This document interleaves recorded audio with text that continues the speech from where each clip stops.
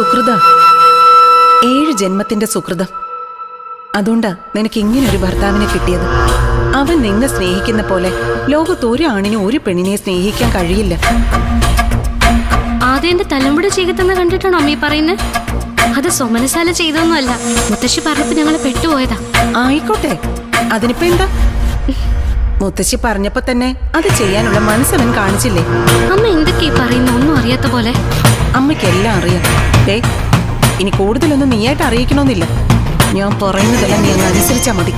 അമ്മ പറയുന്നത് അനുസരിച്ചല്ലേ ഞാനിപ്പോ ഈ അനുഭവിക്കുന്നത്. നീ എന്തനുഭവിച്ചു?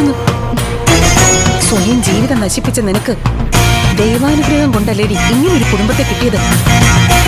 ഇവിടെ ഉള്ളവരെല്ലാം ഇനി ഇത്രയും സപ്പോർട്ട് ചെയ്ത് കൂടെ നിൽക്കുകയല്ലേ?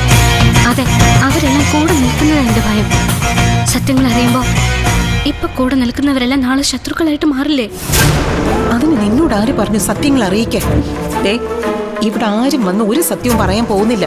ഇനി അഥവാ ആരെങ്കിലും പറഞ്ഞാൽ തന്നെ അത് ഇവിടെ ഉള്ളവരാരും വിശ്വസിക്കില്ല. വിശ്വസിക്കില്ലെന്ന് അമ്മയ്ക്ക് എന്താ ഉറപ്പ്? എനിക്ക് ഉറപ്പുണ്ട്. അത് തന്നെ. നീയായിട്ട് ആരോടും വിളിച്ചു പറയാതിരുന്നാ മതി. ഇവിടെ കാര്യങ്ങൾ എങ്ങനെ ഹാൻഡിൽ ചെയ്തോണ്ട് പോണോന്ന് ആദിക്ക് നന്നായിട്ടറിയാം. ആദ്യയുടെ കാര്യമല്ലല്ലോ ഞാൻ പറഞ്ഞത്. ആദ്യം മാത്രല്ലല്ലോ ഇവിടെ ഉള്ളത്. ഇത് തന്നെയല്ലേ നീ സ്ഥിരം പറഞ്ഞുകൊണ്ടിരിക്കുന്നത്? ഇനി ഇതങ്ങ് അവസാനിപ്പിക്കും. ഇതൊക്കെ പറഞ്ഞാൽ അവസാനിക്കുന്നതാണോ അമ്മേ? ഏത് നിമിഷവും പൊട്ടാവുന്നൊരു ബോംബും തലക്കേടിൽ വെച്ചോണ്ടാ ഞാൻ ഉറങ്ങുന്നത്. അമ്മയ്ക്കറിയോ? ആദി കൂടെ ഉള്ളിടത്തോളം കാലം ആ ബോംബ് പൊട്ടാൻ പോകുന്നില്ല. അമ്മയ്ക്കതിൽ എന്താ ഉറപ്പ്? ഉറപ്പുണ്ടടി.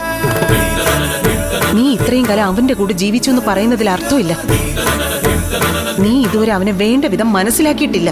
അതുകൊണ്ടാ നീ ഇപ്പൊ ഇങ്ങനെയൊക്കെ സംസാരിക്കുന്നത്. കോടികളും ലക്ഷങ്ങളും മുടക്കി ഓരോ പെൺകുട്ടികളെ അച്ഛനമ്മമാരെ കല്യാണം കഴിച്ചു വിട്ടിട്ട് 3-ാം പക്കം അടിച്ചു പിരിയുന്ന കാലം ഇത്. ആണും പെണ്ണും പരസ്പരം മനസ്സിലാക്കുന്ന ഒരു ബന്ധം ഉണ്ടാവുക എന്ന് പറഞ്ഞാൽ അത് ലോട്ടറി അടിക്കുന്നതിനേക്കാൾ ബുദ്ധിമുട്ടുള്ള കാര്യം ഇന്ന്. അവിടെയാ നിനക്ക് ഇങ്ങനെ ഒരു മഹാസൗഭാഗ്യം വീണ് കിട്ടിയത്. മുന്നിൽ വന്ന് നിന്ന് മാടി വിളിക്കുന്ന ദൈവത്തെ നീ പുറം കാലുകൊണ്ട് തട്ടിക്കളയല്ലേ മോളെ? സത്യത്തിൽ ഇങ്ങനെയൊക്കെ സംഭവിച്ചത് തന്നെ അവന് നിനക്ക് ഭർത്താവായി കിട്ടാൻ വേണ്ടിയായിരുന്നു. എന്നാ പിന്നെ എനിക്ക് ആദ്യം തന്നെ സ്നേഹിച്ച പോരായിരുന്നോ?